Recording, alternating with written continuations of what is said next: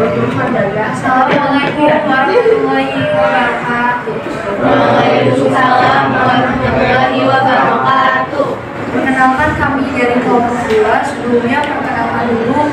Perkenalkan nama saya Kerawan Sarambera Putri, absen 18. Perkenalkan nama saya Tiara Farani, absen 36. Perkenalkan nama saya Akmal, absen 2. Perkenalkan nama saya Razi Maulana, absen 33. Saya Muhammad Margayana Taman. Jadi di sini kita akan membahas dua pembahasan dari bab ketenagakerjaan. Yang pertama itu Jenis-jenis tenaga kerja, yang kedua masalah tenaga kerja. Yang pertama, jenis-jenis tenaga kerja. Jenis-jenis tenaga kerja dibagi berdasarkan jenis kegiatannya. Yang pertama ada jenis tenaga kerja rohaniah. Tenaga kerja rohaniah atau fisik itu merupakan tenaga kerja yang di dalamnya lebih banyak menggunakan proses pemikiran, ide maupun gagasan.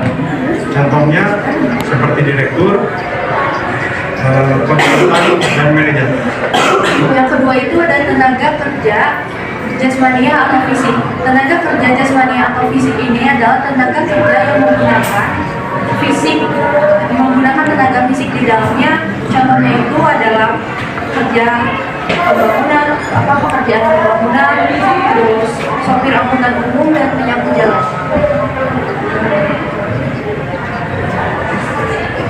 Selanjutnya, ada jenis tenaga kerja berdasarkan keahlian. Yang pertama, ada tenaga kerja terdidik. Tenaga kerja terdidik merupakan tenaga kerja yang mendapatkan suatu keahlian atau kemahiran dari sekolah maupun lembaga formal dan non-formal. Contohnya adalah insinyur, sarjana ekonomi, dan dokter. Yang kedua ada tenaga kerja terlatih. Tenaga kerja terlatih merupakan tenaga kerja yang memiliki keahlian dalam bidang tertentu yang didapat melalui pengalaman kerja. Contohnya tukang masak, supir, montir, dan pelukis. Dan yang ketiga itu yang terakhir, tenaga kerja tidak terdidik dan tidak terlatih.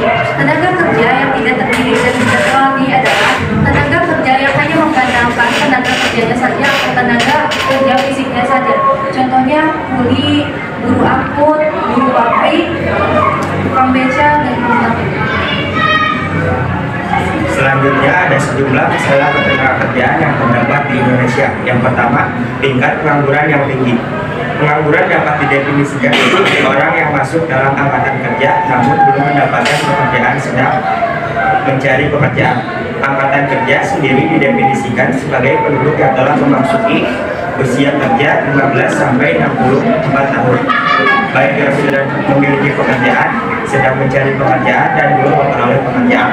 Pada bulan Agustus tahun 2015, Badan Pusat Statistik melaporkan bahwa angka pengangguran di Indonesia mencapai 7,56 juta orang dan dari dapat angkatan kerja sebesar 122,38 juta orang.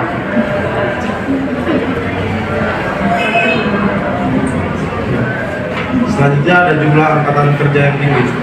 Badan Kependudukan dan Keluarga Berencana Nasional pada tahun 2013 memperkirakan ada 240 juta jiwa penduduk Indonesia. Dengan demikian, Indonesia merupakan salah satu negara yang jumlah penduduknya terbanyak di dunia. Yang ketiga ada tingkat pendidikan dan keterampilan yang rendah. Rendahnya tingkat pendidikan adalah salah satu faktor yang mempengaruhi mutu tenaga kerja di Indonesia. Karena rendahnya tingkat pendidikan menyebabkan tenaga kerja Indonesia itu minim dalam pengusahaan pengetahuan dan teknologi. Akibatnya jumlah hasil produksi yang dihasilkan rendah, sedangkan biaya produksinya tinggi. Tingginya biaya produksi mengakibatkan hasil produksi Indonesia itu sulit bersaing dengan produk negara lain. Selain itu, mutu tenaga kerja mengaturkan pada tinggi rendahnya pegawai tenaga kerja. Upah buruh di Indonesia masih relatif rendah dibandingkan dengan negara-negara lain seperti Serbia, China, Rusia, Singapura, dan Malaysia. Data Badan Pusat Statistik atau BPS pada Februari 2014 memberikan data bahwa pekerjaan pada jenjang pendidikan sekolah dasar ke bawah masih mendominasi.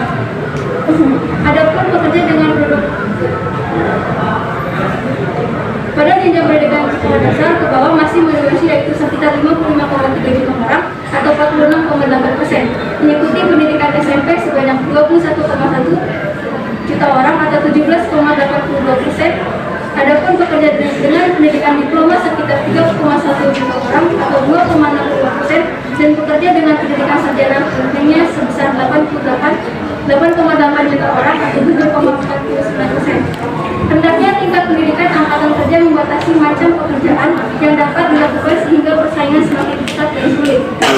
Yang keempat, penyebaran angkatan kerja yang tidak merata.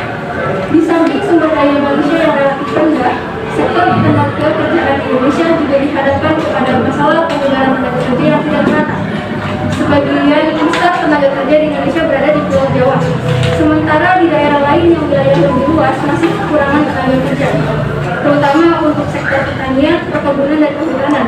Akibatnya di Pulau Jawa banyak terjadi pengangguran, sementara di daerah lain masih banyak sumber daya alam yang belum dikelola dan dimanfaatkan secara maksimal.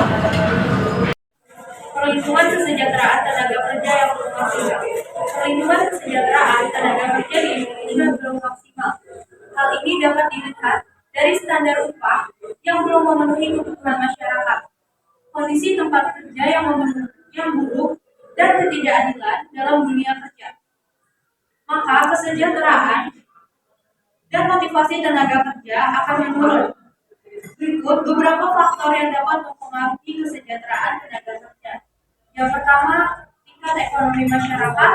Yang kedua, stabilitas politik, serta iklim investasi yang akan mempengaruhi terciptanya lapangan kerja baru. Dan yang terakhir adalah pasar global yang akan mempertajam persaingan tenaga kerja. Selanjutnya, pemerintah memiliki peranan dalam mengantisipasi dan mengatasi masalah-masalah ketenagakerjaan, antara lain melalui cara berikut. Yang pertama, menyusun dan mengawasi pelaksanaan berbagai peraturan ketenagakerjaan seperti Undang-Undang Nomor 21 Tahun 1999 tentang diskriminasi dalam pekerjaan dan jabatan. Yang kedua, meningkatkan kualitas dan produktivitas tenaga kerja seperti menyelenggarakan pelatihan manajemen. Yang ketiga, mengembangkan kesempatan kerja dalam negeri seperti mengadakan klasifikasi dan menciptakan wirausaha baru. Yang keempat, mengembangkan kesepakatan kerja luar negeri seperti penyaluran tenaga kerja Indonesia atau TKI. Yang kelima, perlindungan tenaga kerja seperti mensosialisasikan standar pengupahan dan peraturan perundang-undangan ketenaga kerjaan di Indonesia. Yang keenam, membina hubungan industrial dalam negeri dan internasional seperti pembangunan hubungan yang harmonis dengan cara mengembangkan serikat pekerja dan pengusaha. Baik, sekian yang kami dapat sampaikan, kurang lebihnya mohon maaf. Wabillahi taufiq wal hidayah. Wassalamualaikum warahmatullahi wabarakatuh.